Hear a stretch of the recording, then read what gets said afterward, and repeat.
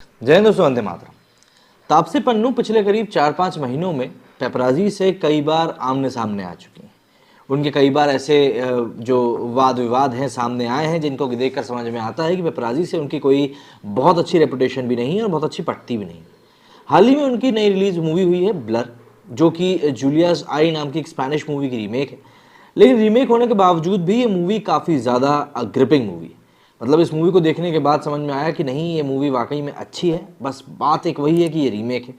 अगर ये एक ओरिजिनल मूवी होती या इसी प्रकार की कोई कहानी हमारे देश में ओरिजिनल होती तो शायद मायने कुछ अलग होते, लेकिन क्योंकि ये मूवी एक रीमेक है तो इसलिए बाकी सारी चीज़ें वहीं पर राउंड ज़ीरो हो जाती हैं, क्योंकि आपने देखा देखी कोई मूवी बनाई है। हालांकि ये मूवी अपनी जगह पर अच्छी है, अगर किसी ने जूलिया जाई नहीं देखी तो जाकर बिल्कुल ये मूवी देख सकता है।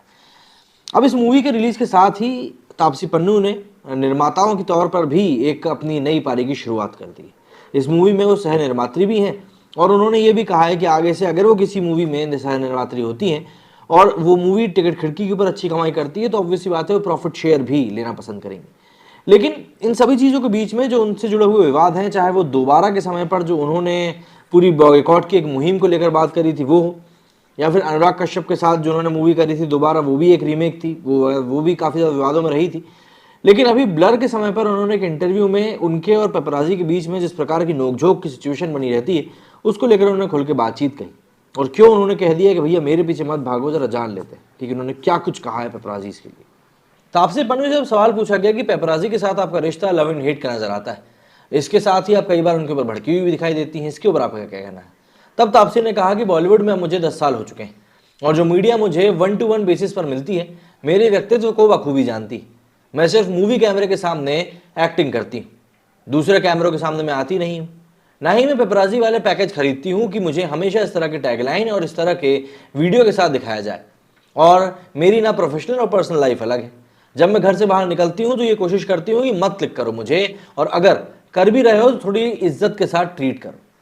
मैं आपको सम्मान दूंगी, आप भी मुझे सम्मान दो, क्योंकि मैं पब्लिक फिगर हूँ, इसलिए आपको कोई हक नहीं है कि आप मेरे अधिकार क्षेत्र में घुसपैठ करो। कई बार ऐसा हो चुका है कि मैं बात करने के मूड में नहीं हूं और मैं जाकर बैठ रही हूं, लेकिन मेरी गाड़ी का दरवाजा रोककर मेरे मुंह के आगे कैमरा लगा दिया जाता है ताकि मैं रिएक्ट करूं और उनको ऐसे वीडियोस मिले जिस पर सैकड़ों लाइक्स आ जाए और कमेंट्स की बारिश हो जाए। अगर मैं बिना बॉडीगार्ड के घूम रही हूं जो आपको धक्का नहीं मार रहा है तो आप ये लिबर्टी लेते हो कि मेरे स्पेस में घुस जाते हो, कि एक इंसान के तौर पर गलत है।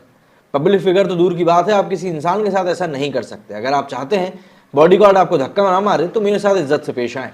कई बार पब्लिक फिगर होने का हर्जाना ज़्यादा देना पड़ता है, क्योंकि कई बार हमें इंसानों से भी ज़्यादा खराब तरीके से ट्रीट किया जाता है। मैं जू की जानवर थोड़ी हूँ कि आप मेरे पीछे एक कैमरा लेकर पड़े और मैं आपको मनोरंजन देता रहूँ।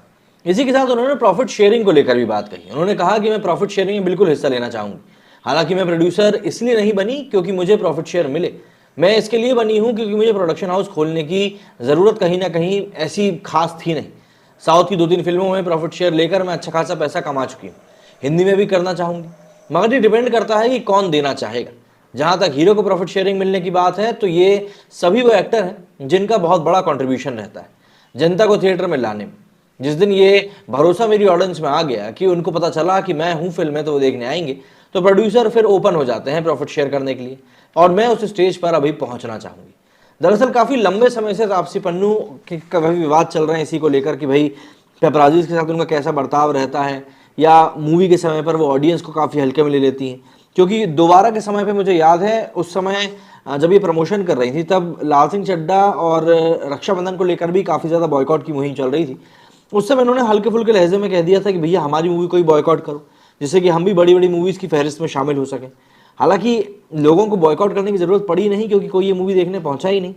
ठीक ऐसा ही कुछ शाबाश मिट्टू के साथ भी हुआ था। हालांकि इसको बॉयकॉट नहीं किया था, लेकिन इस मूवी को देखने तब भी कोई नहीं पहुंचा था, जबकि ये भारतीय महिला क्रिकेट टीम की मतलब किंग कही जाने वाली मिताली राज की जीवनी के ऊपर आधारित थी।